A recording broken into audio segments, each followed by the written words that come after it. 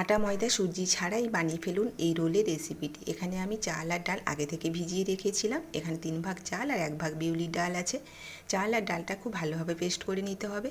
তারপর সামান্য লবণ আর জল দিয়ে একটা পাতলা ব্যাটার তৈরি করে নেব। এদিকে কড়া বসিয়ে দিয়েছি। কড়া গরম হয়ে যাওয়ার পর পরিমাণ মতো তেল, জিরে আর সর্ষে ফোড়ন দিয়ে পেঁয়াজ কুচি, টমেটো কুচি, কাঁচা লঙ্কা কুচি ভেজে নেওয়ার পর স্বাদ মতো লবণ, পরিমাণ মতো হলুদ আর জিরে গুঁড়ো দিয়ে ভালো করে কষিয়ে নিতে হবে। তারপর আগে থেকে ম্যাশ করে রাখা আলুটা দিয়ে ভালো করে নেড়ে চেড়ে ধনেপাতা কুচি, গরম মশলা দিয়ে ভালো করে মিশিয়ে নামিয়ে নিতে হবে।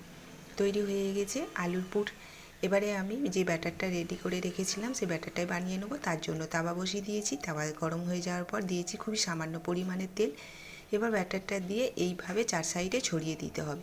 তারপর উপরটা পুরো ড্রাই হয়ে গেলে 1 চামচ পিৎজা সস আর আলুর পুরটা দিয়ে এইভাবে রোল করে নিতে হবে। আপনারা চাইলে টমেটো সসও দিয়ে দিতে পারেন।